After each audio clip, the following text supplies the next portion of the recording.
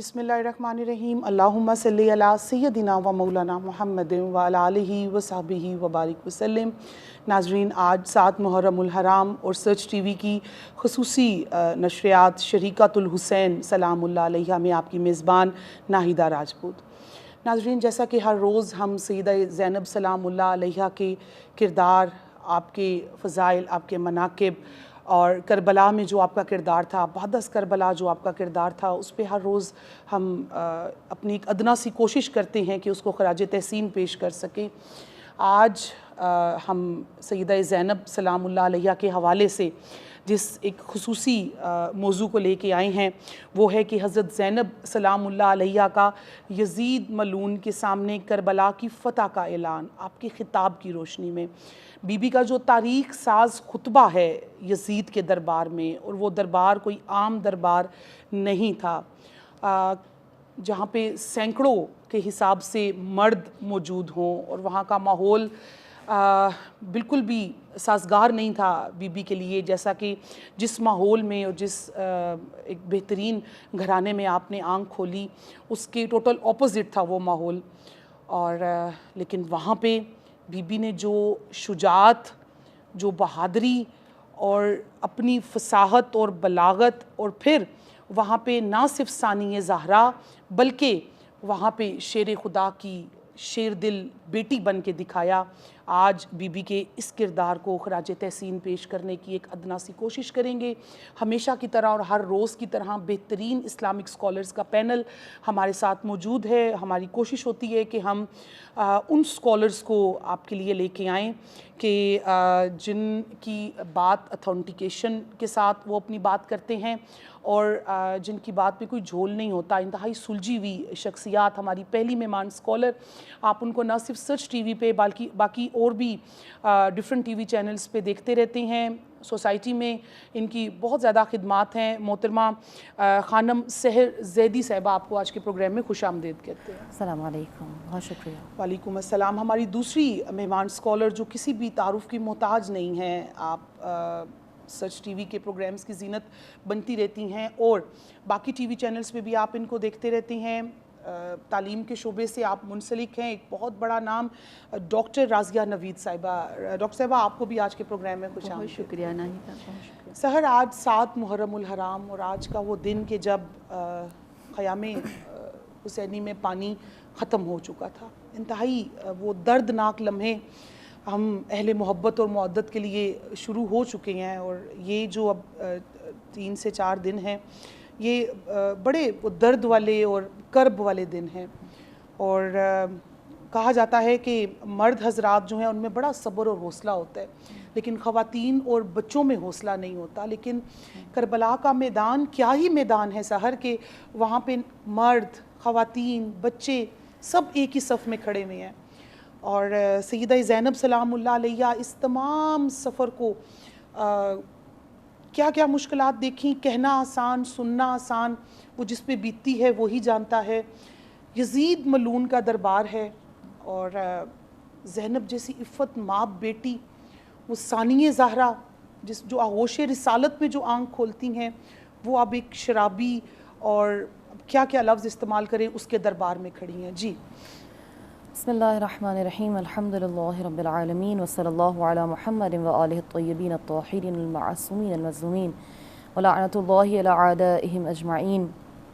اما بعد، فقد قال تبارک وتعالی فی کتاب المجید، ونريد أن نمن على الذين استضعفوا في الأرض نجعلهم الأئمة ونجعلهم الوارثين۔ السلام على الحسين وعلى علي بن الحسين وعلى أولاد الحسين وعلى أصحاب الحسين، أعظم الله أجورنا وأجوركم بمصابنا بالحسين علیہ السلام۔ ہدیہ تعزیت پیش کرتے ہیں امام زمان امام مہدی عجل اللہ تعالیٰ فرجہ الشریف کی بارگاہ میں، اور تمام امت مسلمہ جو اس وقت غمگین ہے، غمگسار ہے، عزادار ہے نواسہ رسول سید الشہداء امام حسین علی مقام علیہ السلام کی شہادت کے دلسوز موقع پر، اور جیسے جیسے کاروان شہادت عصر عاشور کے قریب پہنچ رہا ہے، تمام امت مسلمہ وہ قلوب کے جو محبت رکھتے ہیں رسول اللہ سے اور ان کی آل پاک علیہ الصلاۃ والسلام سے، ان ساعتوں گزرتی ہوئی ساعتوں کے ساتھ مزید مغموم ہوتے چلے جا رہے ہیں. بے شک ایسے ہی. اور بے شک کہ یہ غم وہ غم ہے اور وہ ایام ہیں جیسے کہ آپ نے نشاندہی کی کہ خیام حسینی میں پانی ختم ہوا اور العطش کی صدائیں بلند ہو رہی ہیں. آج کے دن کے بعد سے گھر میں اگر کبھی بچے پانی مانگیں اور بھوک اور پیاس کا کبھی بار بار کہیں تو ماؤں سے والدین سے گزارش ہے کہ ایک مرتبہ کربلا کے ان بچوں کا ذہن میں خیال ضرور لائیے گا کہ جو خالی کوزہ آب لیتے ہیں, کبھی زمین کی ٹھنڈک کو محسوس کرنے کے لیے گرم ریت کو ہٹاتے ہیں, اپنے سینوں کے بل زمین پر لیٹتے ہیں تاکہ کچھ ٹھنڈک, کچھ خنقی محسوس کر سکیں دشت کربلا سے. تو یقیناً وہ ایام کے جہاں پر مرد حضرات جیسا کہ آپ نے کہا کہ ان کی جو دلیرانہ اور شجاعانہ جتنی بھی صعوبتیں تھیں اس جہاد پر ختم ہوئیں, لیکن وہاں سے جو ایک دوسری کربلا کا آغاز ہے وہ کربلا زینب کی کربلا ہے. اور جیسا کہ آپ نے کہا کہ یزید کے دربار میں بولنا آسان ہے مگر کہاں بولنا ہے, کس کے سامنے بولنا ہے, کن حالات میں بولنا ہے, یہ بہت مہم ہے. آپ ذرا دربار یزید کے حدود اربع کا اندازہ لگائیے کہ جہاں پر علی کی دلیر بیٹی, شجاع بیٹی, شیر دل خاتون بطلۃ الکربلا کلام کر رہی ہیں اور اس میں موجود جو اشخاص ہیں ان کی اگر سرشت اور خد و خال کو آپ دیکھیں تو جیسا کہ آپ کا موضوع ہے فتح و شکست کے معیارات کو دیکھنا یا اس کو معین کرنا بہت ضروری ہے. یعنی وہ یزید اپنے دربار میں جشن کا سما ہے, جشن منا رہا ہے. یعنی جو 700 کرسی نشین ہیں جن کو بلایا گیا ہے, چاہے وہ حبش اور روم کے بادشاہان ہوں, چاہے وہ شعراء ہوں, وہ خطباء ہوں, ان تمام کو بلا کر اپنی فتح کا اعلان کر رہا ہے. بازاروں, گلیوں, کوچوں کو, شہروں کو سجایا گیا ہے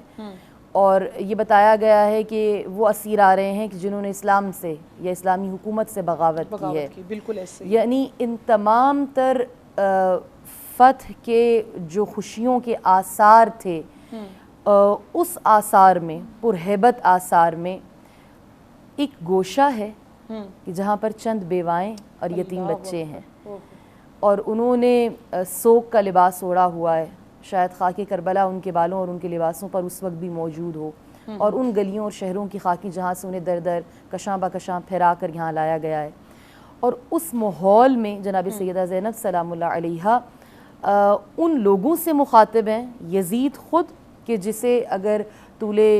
تاریخ میں عرب شعراء کی لسٹ یا فہرست دیکھیں تو 10 بڑے شعراء میں سے ایک شاعر یزید ہے. آپ نے کہا کہ بڑا زبردست آپ نے نقشہ کھینچا, ہم سب وہاں پہ لگتا ہے جسے پہنچ گئے کہ جہاں پہ اب بی بی تشریف فرما ہے. راضیہ, جس طرح انہوں نے نقشہ کھینچا اور ایک عورت کے لیے ایسی جگہ پہ جانا, ایک عام عورت کے لیے انتہائی مشکل, لیکن یہ کوئی عام عورت نہیں تھی, ثانیہ زہرا ہے, یہ شریکۃ الحسین ہے. تو میں چاہوں گی کہ آپ انہی کی بات کو آگے لے کے چلیں. بسم اللہ الرحمن الرحیم. بہت شکریہ ناہیدہ. یہاں پر میں اتنا عرض کروں گی کہ امام زین العابدین علیہ السلام نے جو ہے وہ اس دربار کی ایک منظر کشی کی تھی کہ کس طرح سے جو ہے وہ ہمیں دربار یزید میں پہنچایا گیا. اور وہ فرماتے ہیں کہ جب ہمیں یزید کے دربار میں لے جایا گیا تو ہمیں چوپایوں کی طرح رسی سے باندھا ہوا تھا. میری ام کلثوم اور سکینہ کی گردن میں رسی بندھی ہوئی تھی اور میری پھپھو زینب اور دوسری بچیوں کے بازو بندھے ہوئے تھے.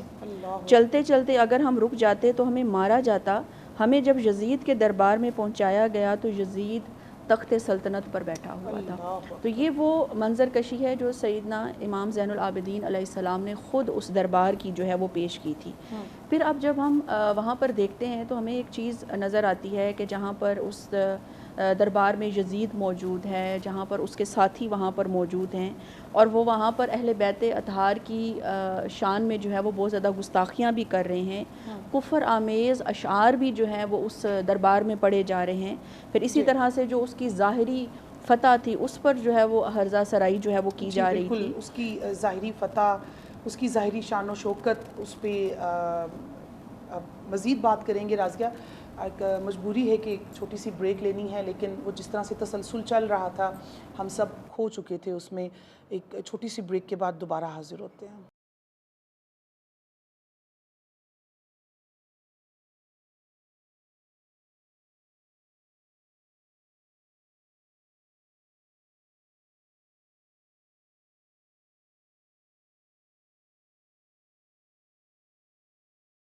بریک پہ جانے سے پہلے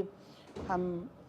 محرم الحرام کی جو خصوصی ٹرانسمیشن ہے سچ نیوز کی طرف سے شریکۃ الحسین سلام اللہ علیہا، اس کا آج ایک بہت ہی خصوصی پروگرام ہے کہ جب سیدہ زینب سلام اللہ علیہا یزید ملعون کے دربار میں پہنچتی ہیں اور وہاں پہ آپ کا تاریخ ساز خطبہ اور کس طرح سے آپ نے یزید کی فتح کو شکست میں بدل کر کربلا کی فتح کا اعلان کیا. بریک پہ جانے سے پہلے رازیہ آپ جناب امام زین العابدین کی زبانی وہاں کا آپ جو ہے پورا منظر کشی کر رہی تھی. ناہیدہ میں عرض کر رہی تھی کہ یہ وہ دربار تھا جہاں پر اشعار کے ذریعے بھی اپنے کفر کا اظہار کیا جا رہا ہے، اہل بیت اطہار علیہ السلام کی شان میں گستاخیاں کی جا رہی ہیں، یہاں تک کہ قرآنی آیات کو توڑ موڑ کر وہاں پر بیان کیا جا رہا ہے. اور اس ماحول میں ایک شخص جو ہے شامی ایک آدمی تھا، وہ جناب فاطمہ بنت حسین سلام اللہ علیہا کی طرف اشارہ کر کے کہتا ہے کہ اے یزید یہ بطور کنیز جو ہے مجھے بخش دی جائے. تو جب یہ بات سیدہ فاطمہ بنت حسین سلام اللہ علیہا سنتی ہیں تو وہ فوراً اپنی پھپھو کے ساتھ لپٹ جاتی ہیں اور عرض کرتی ہیں کہ پھپھو جان پہلے ہم اسیر بنے تو کیا اب ہمیں خدمتگار بھی بننا پڑے گا. اب جب یہ بات سیدہ زینب سلام اللہ علیہا سنتی ہیں تو وہ بہت سخت لہجے میں جو ہے اس شامی سے مخاطب ہو کر کہتی ہیں کہ خدا کی قسم تو نے جھوٹ کہا، ایسا نہ تیرے حق میں ہوگا نہ یزید کے، مثلا اگر تم یہ کرو گے تو نہ تمہارے حق میں ہوگا نہ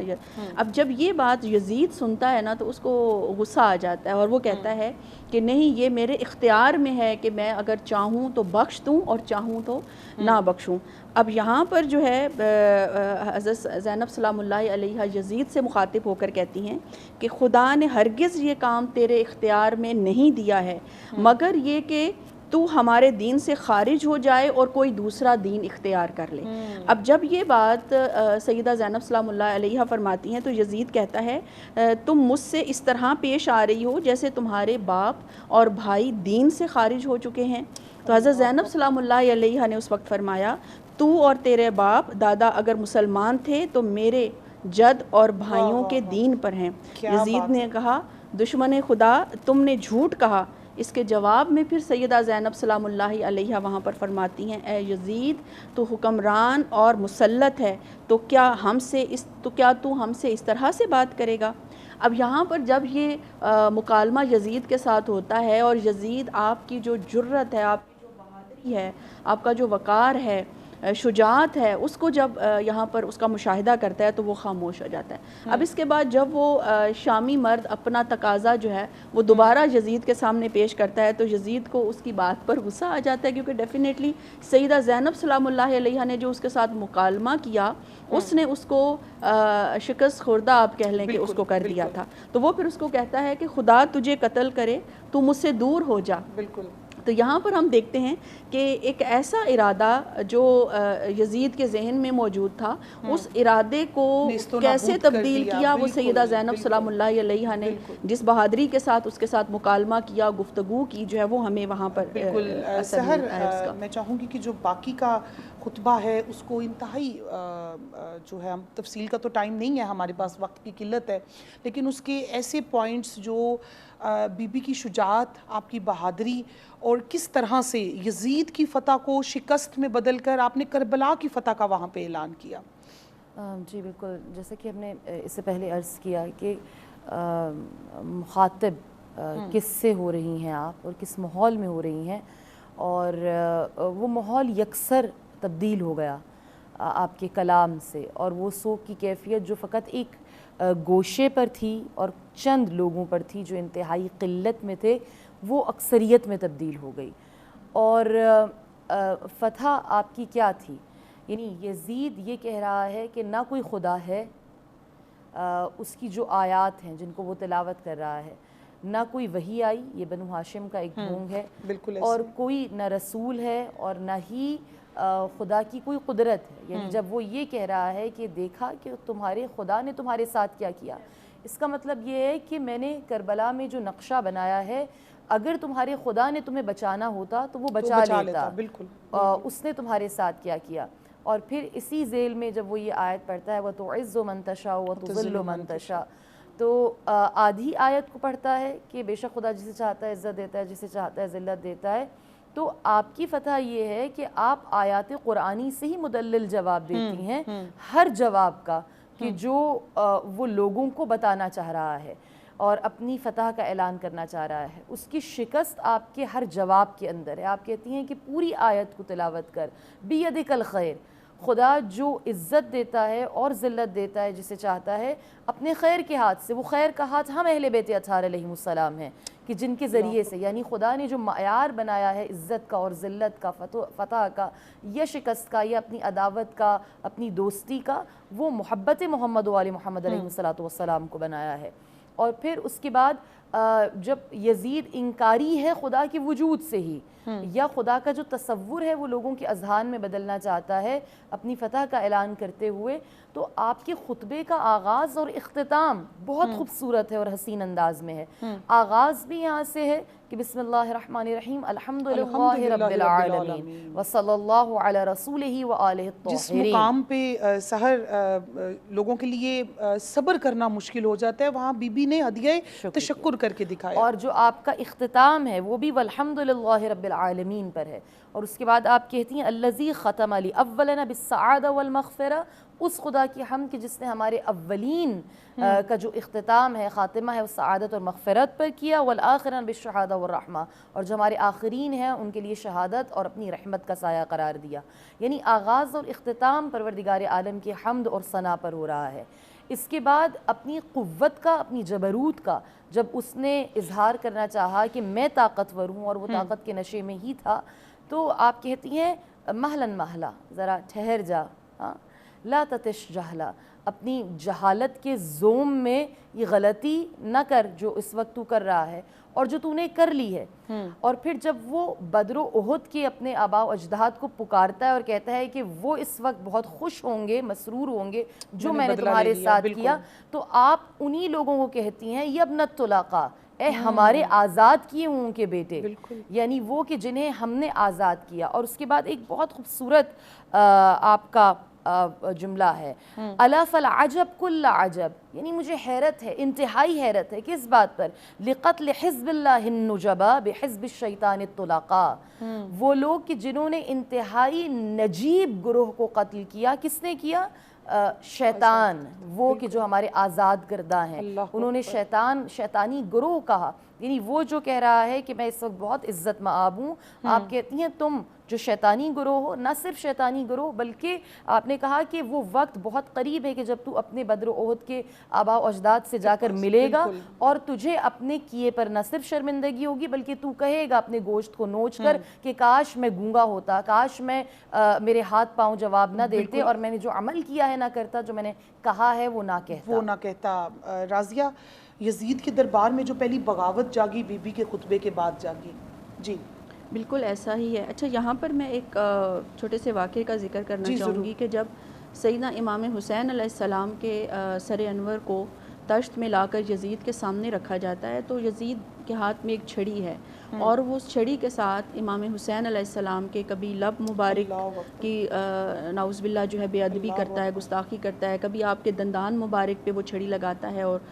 گستاخی کرتا ہے. تو سیدہ زینب سلام اللہ علیہا جب یزید کا یہ عمل دیکھتی ہیں اور اپنے بھائی کی شان میں یہ گستاخی دیکھتی ہیں، تو وہ یزید سے مخاطب ہو کر یہاں پر فرماتی ہیں کہ اے یزید، تیرے ہاتھ شل ہو جائیں، کیا تو ایسے چہرے پر چھڑی مار رہا ہے کہ خدا کی بارگاہ میں جس کے سجدے طولانی ہوا کرتے تھے. تو یہ بھی آپ دیکھیں کہ ان کی آنکھوں کے سامنے ہے کہ یزید کس قدر ظالم ہے, یزید کس قدر فاسق ہے, لیکن وہاں پر بھی گھبرانے کی بجائے وہ اس کو اس کی حیثیت بتا رہی ہیں کہ تم یہ کیا عمل کر رہے ہو ایک ایسے ہستی کے ساتھ, ایک ایسی ذات کے ساتھ کہ جس ذات کے سجدے اتنے لمبے ہوا کرتے تھے, اور جو ذات خاتم النبیین صلی اللہ علیہ وآلہ وسلم کے کندھوں پر سواری کرنے والی تھی. تو یہاں سے ہمیں آپ کی جو جرت اور بہادری ہے اور یزید کے ساتھ جو آپ کا مخاطب ہونا ہے وہ بڑا کلیئر اور واضح انداز میں یہاں پر سمجھ آتا ہے. بعد ہی وہاں پہ چہم گوئیاں, بالکل بالکل, یہی جب واقعہ رونما ہوتا ہے اور گستاخی کی جاتی ہے اور پھر سیدہ زینب سلام اللہ علیہا کی جانب سے جو بات وہاں پر فرمائی گئی, اس کے بعد جو ہے وہاں پر لوگ جو ہیں موجود ہیں, اور یزید اس بات کا حکم دیتا ہے کہ یہ جو عورت ہے اس کے, بلکہ وہاں پر سیدہ فضا سلام اللہ علیہا جو ہے وہاں پر موجود ہوتی ہیں. رازیہ, یہیں سے ہم جو یزید کے دربار کی ساری منظر کشی ہے وہیں سے دوبارہ بات کا آغاز کریں گے. ابھی ہم نے ایک چھوٹی سی بریک لینی ہے ناظرین, اس کے بعد حاضر ہوتے ہیں اور اپنی بات کا آغاز یہیں سے کرتے ہیں.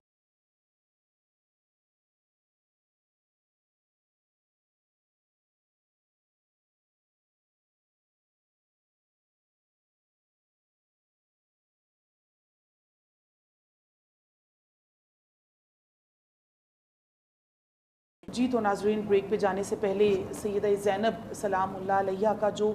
ایک تاریخ ساز خطبہ ہے یزید ملعون کے دربار میں,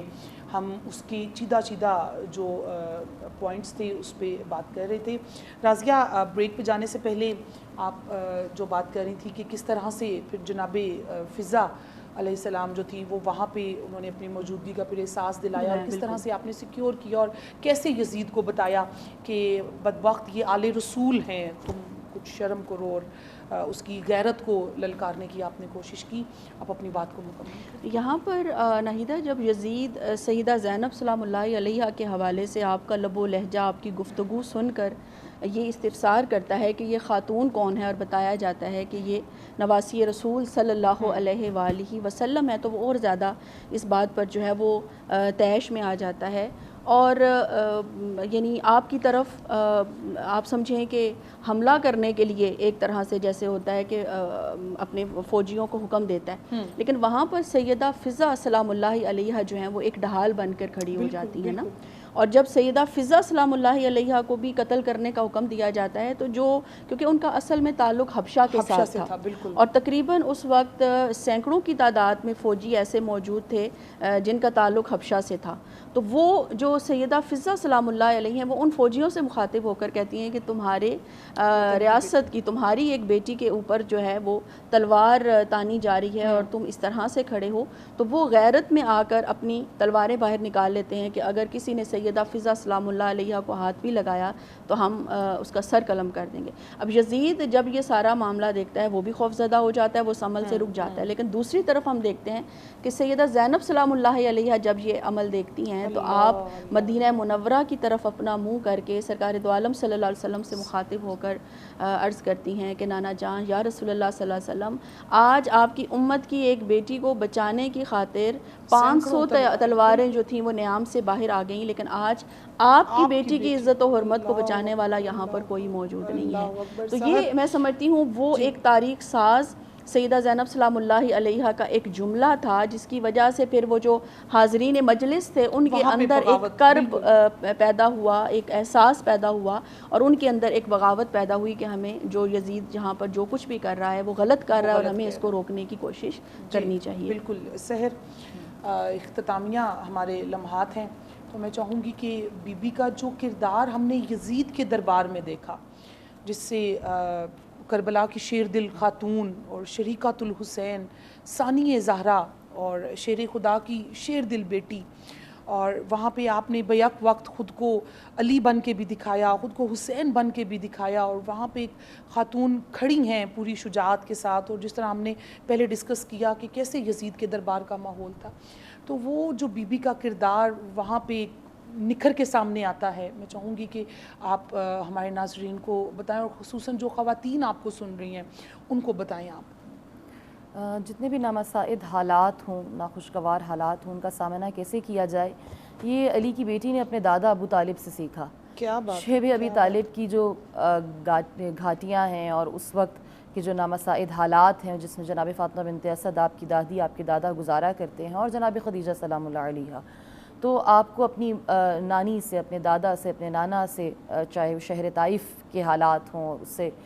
قبل جو آپ نے صعوبتوں کو برداشت کیا، تو کس طرح سے ظالم کے سامنے قیام کرنا ہے، کھڑے ہونا ہے، سٹینڈ لینا ہے، یہ آپ نے ان شخصیات سے، اشخاص سے سیکھا، اور ہمیں اسی کا آئینہ کربلا اور کربلا بعد از کربلا جو آپ کا کردار ہے وہ نظر آتا ہے۔ انسان اس وقت تک کوئی اسے شکست نہیں دے سکتا جب تک کہ وہ خود اپنی شکست کو تسلیم نہ کر لے۔ بے شک اس سے یہ ایک بہت بڑے کردار کا میسج ہے، پیغام ہے جناب زینب سلام اللہ علیہا کی، یعنی پوری قوت اس وقت جس کی سلطنت یزید کی آدھی دنیا سے زیادہ پر مشتمل ہے، وہ پوری قوت کو لگا کر یہ بات ثابت کرنا چاہتا ہے کہ تم شکست خوردہ ہو، اور ایک ایسی شخصیت کہ جس کے ہاتھ بندھے ہوئے ہیں، جو پا بے رہنا ہے، جس کے سر پر ردا نہیں ہے، جس کی کمر پر تازیانوں کے نشان ہے، جس کے قلب پر 72 کا داغ ہے، جس کا سر زخمی ہے، جب کوئی ردا دیتا ہے تو نیزے کی انیوں کو چبھو کر اتار لیا جاتا ہے، ایک رسن میں 18 لوگوں کو باندھ کر پیش کیا جاتا ہے، گلیوں میں کشاں کشاں پھرایا جا رہا ہے، پوری قوت، پوری ہیبت کو استعمال کر کے یہ بات ثابت کرنا چاہ رہا ہے کہ تمہیں شکست ہو گئی ہے، مگر وہ کہ جو ایک آئیڈیالوجی ہے، زینب ایک نظریے کا نام ہے، ایک شخصیت کا نام نہیں ہے، وہ کہہ رہی ہے کہ تو کچھ بھی کر لے، مجھے اور میرے بھائی کو اور اس کے مقصد کو شکست نہیں دے سکتا۔ اور پھر آپ کہتی ہیں کہ اگر ظاہری طور پر تو نے ہمیں ختم بھی کر دیا تو یہ تو کیا کہہ رہا ہے کہ ہمارے خدا نے کیا کہا؟ پوری خطاب کا نچوڑ مرا رأیت الا جمیلا، میں نے کربلا میں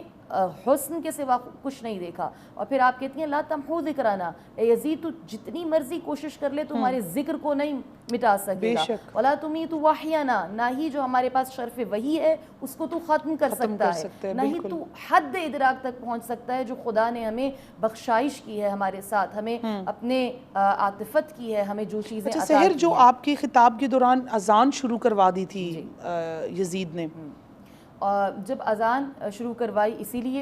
کہ بی بی چپ ہو جائیں، مبہوت رہ گئے وہ لوگ کہ جو خطاب پر، جو شاعر ہیں، جو ادیب ہیں، جو خطاب پر دسترس رکھتے ہیں، جن کو معلوم ہے کہ کلام کرنے کا اتار چڑھاؤ کیا ہے، جو علم الکلام سے واقف ہیں، اور خود یزید جس کے لیے میں نے کہا کہ شیخ سعدی جب اپنا لکھتے ہیں، ان کے دیوان کا آغاز ہوتا ہے تو وہ یزید کے شعر سے آغاز ہے، پہلا مصرع یزید کا ہے، یعنی اس کے اشعار اتنے مشہور ہیں، وہ خود کتنی کلام پر دسترس رکھتا ہے۔ اور پھر جب تمام عالم دربار کا مبہوت رہ گیا اور سب لوگ خاموش ہو گئے، تو وہاں پر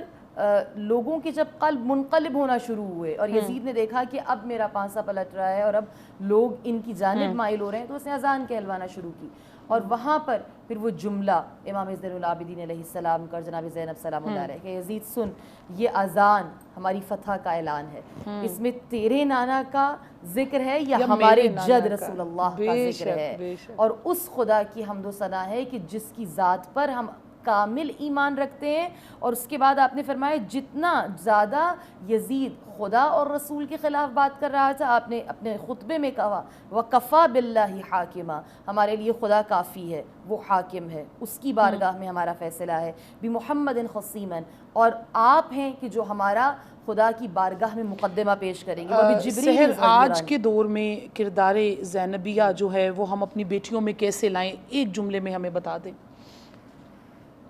یہ شجاعت، یہ بہادری۔ خدا پہ کامل ایمان، بے شک، خدا پہ کامل ایمان، جتنا آپ اپنے قلب کو خالص کریں گے توحید کے لیے،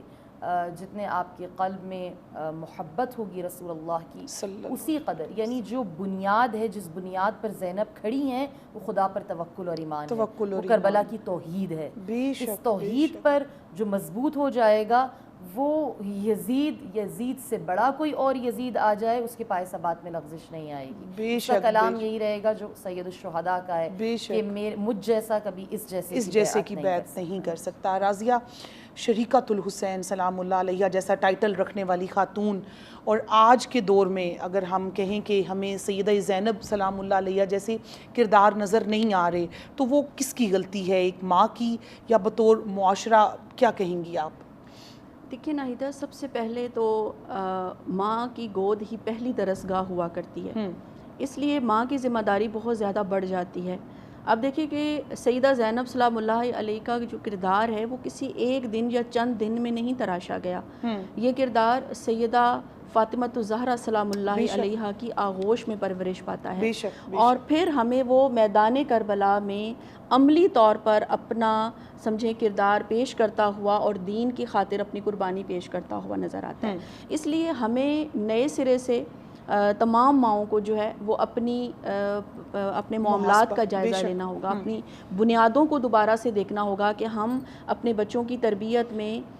کون سے عناصر کو شامل کر رہے ہیں اور کون سے ایسے عناصر ہیں جن کو ہم مس کر رہے ہیں، اور جس کو ہم مس کر رہے ہیں ہو سکتا ہے کہ یہی اصل چیز ہو جس پر ہمیں اپنے بچوں کو قائم کرنے کی ضرورت ہے. بالکل. آپ دونوں معزز مہمانوں کا سچ ٹی وی کی جانب سے، میں اپنی جانب سے بہت زیادہ شکریہ ادا کرتی ہوں. اور ناظرین، آج کی